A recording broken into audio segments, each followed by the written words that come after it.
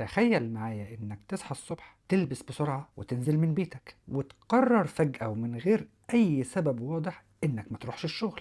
لا، أنت هتروح محطة القطر وتاخد قطر رايح مكان بعيد شوية. المكان ده بيكون فيه بحر وبرد وتلج والزرقاء الكئيبة اللي شكلها عامل زي قلب واحد لسه خارج من علاقة عاطفية اتفرمت في الخلاط. هو ده بالظبط اللي بيحصل لبطل فيلمنا النهاردة، فيلم Eternal Sunshine of the Spotless Mind. فيلم وعلم ولا خيال مؤلف؟ البطل اسمه جول اللي بيلعب دوره جيم كاري. جول راجل هادي زيادة عن اللزوم، من النوع اللي لو دخل خناقة هيعتذر للي بيتخانق معاه عشان هو صوته عالي عليه. بني آدم منغلق على نفسه جدا، عايش جوه عقله وتفكيره أكتر ما هو عايش في الدنيا الواقعية. وفي يوم من الأيام من غير هو ما يفهم ليه بيقرر يخلع من الروتين بتاع حياته المعتاد ويروح لمونتوك، المكان اللي البحر فيه بارد والهواء بيصفر والناس اللي موجودة فيه شكلها بيقول إن هي يا إما هربانة من حاجة أو بتدور على حاجة. وهناك على محطة القطر بيلمح بنت غريبة شوية، شعرها لونه غريب وكلامها تلقائي وعينها فيها حياة زيادة عن اللزوم. باختصار حضورها عامل زي شخبطة ألوان على ورقة فاضية. دي كليمنتاين بطلة الفيلم بتاعنا اللي بتعمل دورها كيت وينسلت.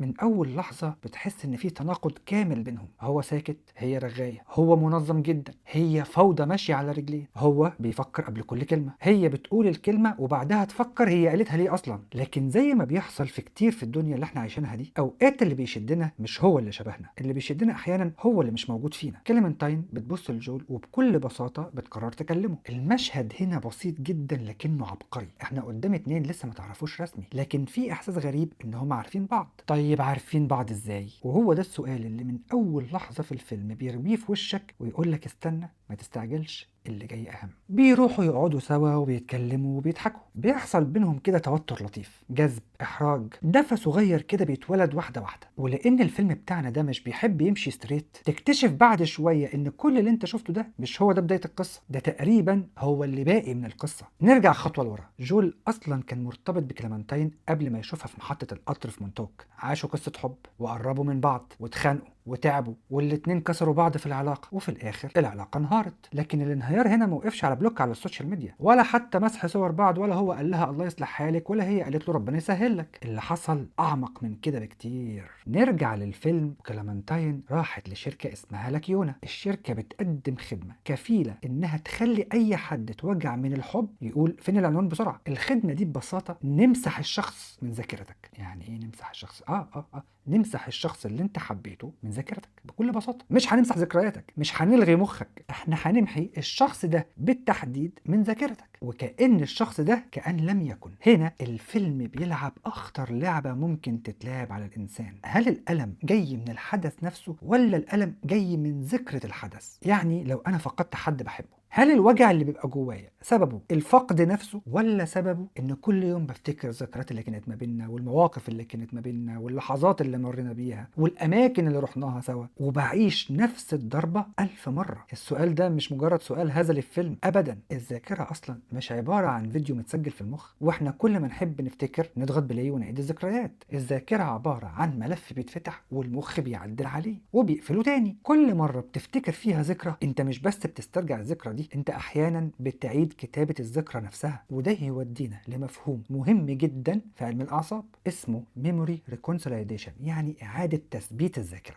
الفكرة ببساطة ان الذكرى دي لما تستعيدها بتبقى قابلة للتعديل لفترة قصيرة قوي. معنى كده ايه؟ ان الذكرى مش ثابتة، الذكرى بتكون مرنة في الاصل وبعدها ترجع تتخزن تاني. لكن لما بتتخزن تاني احيانا بتكون النسخة مختلفة. عشان كده ممكن اخواتك يحلفوا ان هم فاكرين نفس الموقف من طفولتهم وكل واحد يحكيه بطريقة شكل، لانهم مش فاكرين الواقعة نفسها، هم بيفتكروا اخر نسخة معدلة منها. فكرة الفيلم دلوقتي رغم انها خيال علمي بحت بس جاية من اساس علمي، جاية من واقع علمي حقيقي فعلا. طيب نيجي هنا لسؤال مهم، هل نقدر نمسح الذكرى بالكامل بالبساطة اللي الفيلم بيقدمها؟ علميا لا، العلم لحد دلوقتي ما وصلش للمرحلة دي ولا بالشكل السحري اللي بيقدمه الفيلم. لكن برضو ده يودينا لسؤال مهم، هل الذاكرة أصلا قابلة لإعادة تشكيل الصدمة العاطفية؟ علميا وده حقيقي جدا. نرجع للفيلم وجول بيكتشف بالصدفة إن كليمنتاين عملت العملية دي، راحت للشركة اللي اسمها لاكيونا ومسحته من دماغها، يعني بالنسبة لها مجرد شخص جديد وغريب. جول لما اكتشف كده اتكسر أكتر، لأنه أصلا كان بيدور عليها، كانت وحشاه. فلما اكتشف إن هي راحت ومسحته هو تحديدا من كل ذكرياتها وتاريخها من طفولتها لحد ما قابلته، اتوجع. لأن في فرق كبير من حد يسيبك وحد يختار إنه يمسحك من حياته بإجراء علمي، كأن وجودك بالنسبة له كان غلطة وعاوز يتخلص منها. جول من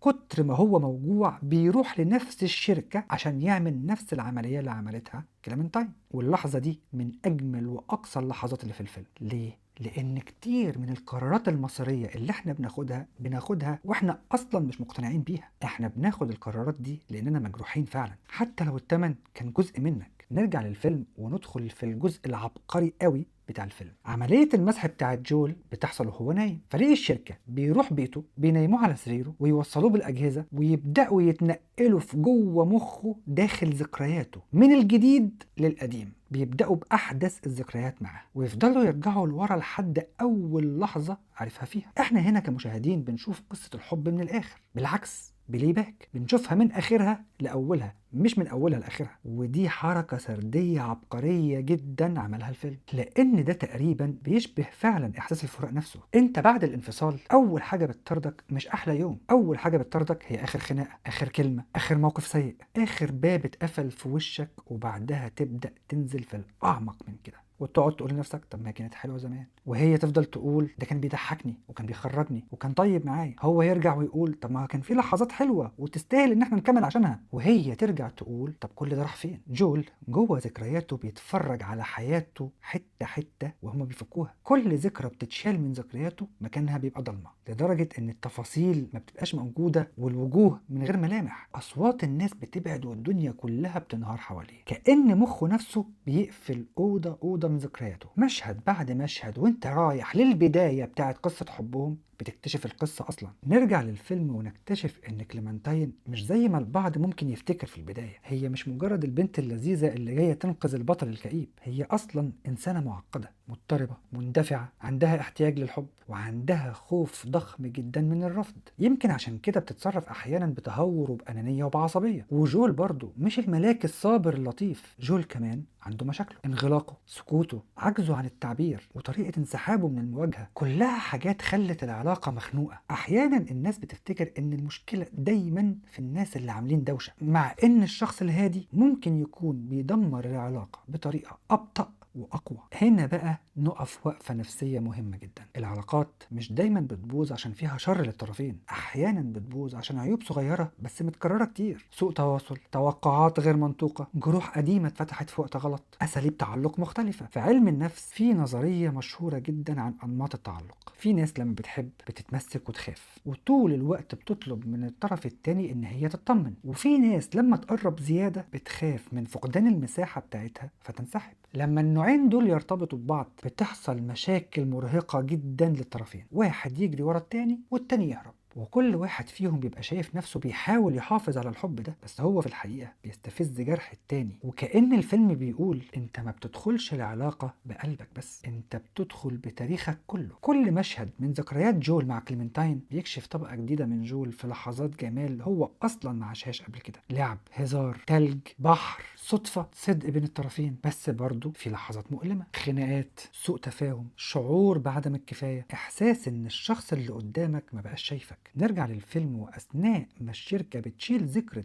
كليمنتاين من مخ جول بيحصل أقوى تحول في مخ جول أصلا. هو في الأول وافق إن هو يمسحها عشان هو أصلا موجوع منها، بس وهو بيفقدها بيكتشف إن هو مش عاوز يخسرها. ودي نقطة مذهلة جدا إنسانيا. أوقات إحنا ما بنعرفش قيمة الحاجة غير وإحنا بنفقدها، وأوقات تانية ما بنبقاش عاوزين ننسى الشخص نفسه، إحنا بس عاوزين نمحي الوجع اللي مرتبط بالشخص ده. وده فرق قوي جدا. جول ما كانش محتاج ينسى كليمنتاين، هو كان محتاج يلاقي طريقة يعيش بيها مع ذكرياتها من هنا. وأثناء ما ذكرياتها بتتمسح بيحاول يهرب بيها أصلا جوه عقله. زي ما قلنا في أول الحكاية إن الإجراء ده بيشتغل على الذكرى المختصة بكليمنتاين بس. طب هيهرب بيها يروح فين؟ قرر ياخدها ويستخبى بيها في ذكريات تانية هي ما كانتش موجودة فيها أصلا في الواقع. ذكريات طفولته، مواقف ملهاش علاقة مباشرة بيها، أماكن في مخه بعيد عن الخريطة اللي الجهاز ماشي فيها. هنا الفيلم بيعمل حاجة من أجمل الحيل البصرية والدرامية. كليمنتاين فعلا بتبقى موجودة في ذكريات جول القديمة وهو طفل صغير، أو في مواقف محرجة، أو لحظات ضعف الجول في طفولته كانت قوية جدا، وكأنها هنا ما بقتش مجرد حبيبته، دي بقت شاهدة على تكوينه من طفولته. ودي لقطة عظيمة جدا، لأن أحيانا الإنسان اللي احنا بنحبه ما بيبقاش مجرد فصل في حياتنا وعدى، بيبقى عينينا اللي احنا بنشوف بيها. نيجي هنا لنقطة علمية وفلسفية قوية جدا. الذاكرة مش مجرد أرشيف، الذاكرة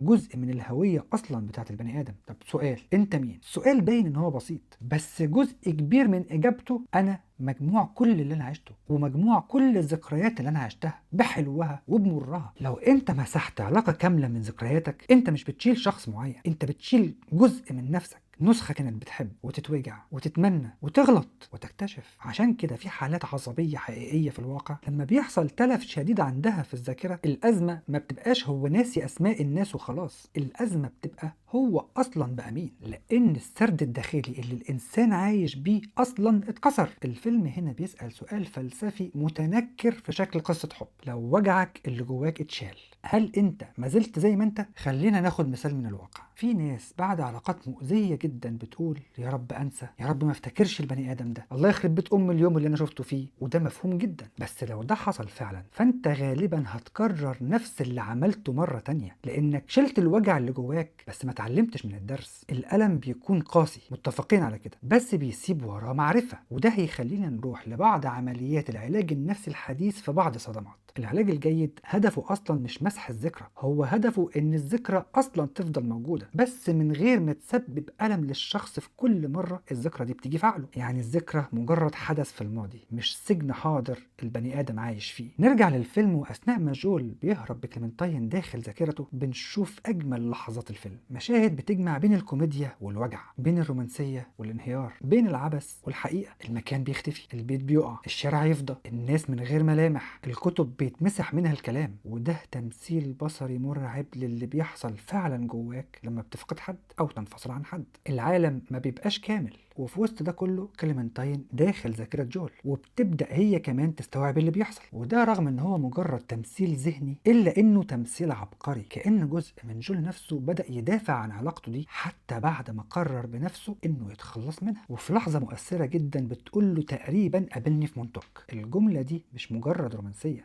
هي دي بذرة الذكرى اللي هتفضل موجودة ومش هينساها. زي ما المخ احيانا رغم كل محاولات النسيان يخبي لك تفصيلة صغيرة، ريحة، مكان كنتوا مع بعض فيه، أغنية كنتوا بتسمعوها سوا، شارع كنتوا بتتمشوا فيه، وقت معين شتاء أو صيف، وبيقول لك أنا مش هسيبك تنسى كل ده. نرجع للفيلم ونطلع بره عقل جول، نشوف بقى فريق الشركة اللي كان بيعمل العملية لجول وهو في بيته. الفيلم هنا مش بيكتفي إن هو بيحكي عن قصة رومانسية، هو كمان بيفضح استغلال البشر لفكرة التكنولوجيا. الشركة عاملة من الألم خدمة، في موظفين مستهترين، عدم مسؤولية، انتهاك خصوصية، في تعامل مع أعماق الإنسان كأنها جهاز ممكن نعمل له فورمات. ودي نقطة حديثة جدا لو بصينا حوالينا النهاردة. كل ثانية بنفتكر إن التكنولوجيا هتحل مشاكل الإنسان الجوهرية، تطبيق هيصلح الوحدة، خوارزمية تانية هتصلح الحب. لكن في الحقيقة أدواتنا بتتطور أسرع من حكمتنا، وده مش بعيد عن واقعنا خالص. دلوقتي في تطبيقات بتقترح عليك شريك، وتطبيقات تانية بتتابع مزاجك، وفي أبحاث عن الذكاء الاصطناعي في الدعم النفسي، وتجارب على التعامل مع الذكريات والصدمات. لكن السؤال الأخلاقي بيفضل موجود، مش كل حاجة نقدر نعملها يبقى لازم نعملها، لأن الإنسان أصلا مش جهاز، والحزن مش خلل في السيستم. نرجع للفيلم، وفي خط جانبي مهم جدا. ماري موظفة في الشركة ومعجبة بالدكتور المسؤول، بتكتشف إنها هي نفسها عملت الإجراء ده قبل كده، ومسحت علاقة كانت بينهم أصلا. يعني حتى اللي شغالين في بيع النسيان ضحايا للنسيان، وده بيفتح باب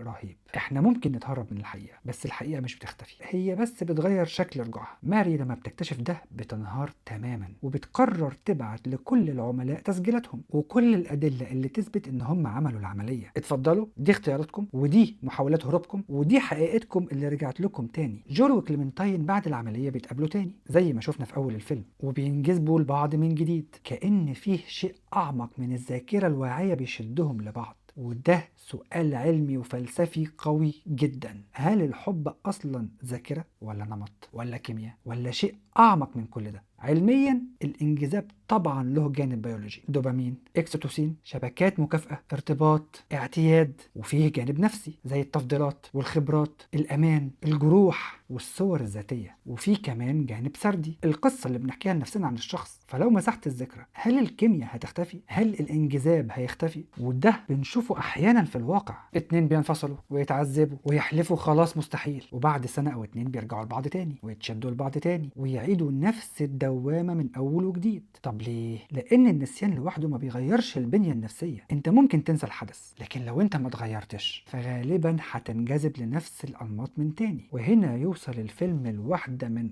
اعظم نهايات الافلام الرومانسية اصلا. جول وكليمنتاين بيسمعوا تسجيلاتهم القديمة، وبيسمع كل واحد فيهم نفسه وهو بيتكلم عن التاني، كان متضايق منه ازاي، خنقته، فشله، ملله، غضبه، انفعالاته. بيسمعوا النسخة القاسية جدا من الحقيقة. يعني مش بس بيعرفوا ان هم كانوا مع بعض، لا، هما بيعرفوا كمان ان هما كانوا مع بعض وفشلوا. في اي فيلم عادي بتبقى دي اللحظه اللي كل واحد فيهم بيقول للتاني يا معلم حلو قوي لحد كده، مع السلامه، انت في حالك وانا في حالي. لكن الفيلم هنا انضج من كده بكتير، لان الحب الحقيقي مش دايما قائم على وهم اننا متكاملين ومتكافئين 100%. احيانا الحب الحقيقي واللي بجد بيبدا لما نبطل نتخيل ان احنا هنلاقي حد كامل اصلا. كليمنتاين بتقول له فيما معناه انا هزعجك وهخنقك وهضايقك وهتتعصب عليا وهتقول لي حاجات تكرهك فيا. جول بيرد عليها بعد تردد ووجع وادراج، بيقول لها بكل بساطه اوكي. ودي مش اوكي الرومانسيه الساذجه، لا، اوكي هنا هي الموافقه ان الحب مش ضمان ضد الالم، وان الدخول في العلاقه رغم المعرفه اللي قبل كده باحتمال الفشل ممكن يكون مستحق. وهي دي في رايي جمله الفيلم الحقيقيه. الحياه مش قيمتها انك ما تتوجعش، قيمتها في انك تعيشها. عيشها كده زي ما هي، حتى وانت عارف ان الوجع جزء منها. عادي يا معلم، ايه اللي هيحصل يعني؟ بس نقف هنا وقفه علميه اخيره ومهمه جدا. المخ البشري اصلا مش معمول عشان يحمينا من الالم. الالم النفسي جزء من منظومه التعلم والتعلق والنجاه. الدراسات بتقول ان الرفض العاطفي ممكن ينشط مناطق في المخ مرتبطه بالالم الجسدي. يعني القلب المكسور مش مجرد استعاره مكنيه، المخ فعلا بيتعامل معاه كتهديد مؤلم. عشان كده الانفصال ممكن يخليك منهك، مشتت، فاقد للشهيه، او العكس، تاكل بشكل مضطرب، نومك يضيع، تركيزك ينهار. انت مش درامي ولا رومانسي، انت حرفيا جهازك العصبي بيعيد تنظيم نفسه بعد فقدان رابط مهم. لكن برضه نفس المخ ده عنده قدره مذهله على التكيف. الوقت، المعنى، الدعم، واعاده فهم التجربه. الوجع بيتغير، يمكن ما يختفيش بس يبقى قابل للاحتمال.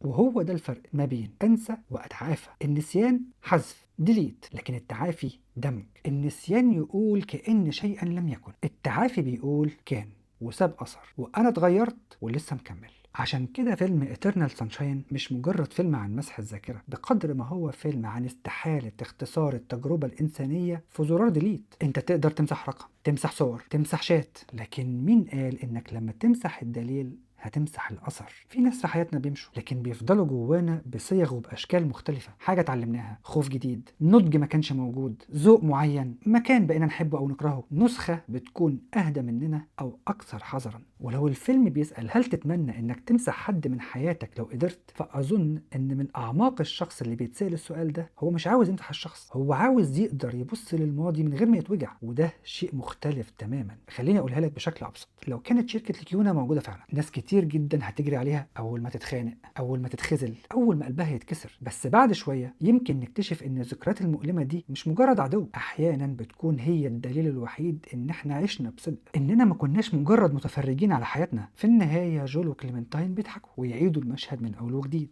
والفيلم بيسيبنا مش مع إجابة مريحة، هو بيسيبنا مع سؤال مهم جدا. هل هتقبل بحب انت عارف من الاول ان هو هيوجعك وهيسبب لك الالم؟ هل هتختار التجربه من اول وجديد تاني؟ يمكن دي هي الشجاعه الحقيقيه، مش انك تحب من غير خوف، لكن انك تحب مع انك عارف كويس قوي تمن الحب ده ايه. وعشان كده فيلم Eternal Sunshine من أكتر وأندر الأفلام اللي خلت الخيال العلمي يخدم المشاعر، وخلى العلم وسيلة لفهم الإنسان مش مجرد استعراض أفكار. فيلم يقولك الذاكرة مش مجرد حاجة في المخ، الذاكرة أحيانا بتكون هي القلب اللي بيحاول يعرف نفسه. ولو سألتني هل نقدر فعلا نمسح الحب من دماغنا، هقولك إحنا ممكن نمسح صورته من السطح، لكن أثره، الدروس اللي سابها، صعب إنها تتنسي. لأن بعض الناس حتى بعد ما بيمشوا بيفضلوا ساكنين في الطريقة اللي إحنا بنشوف بيها نفسنا والعالم. وده يمكن هو أجمل وأقوى وأقصى ما في الحكاية. وهو ده فيلمنا، فيلم رائع جدا وعبقري، Eternal Sunshine، للعبقري والكوميديان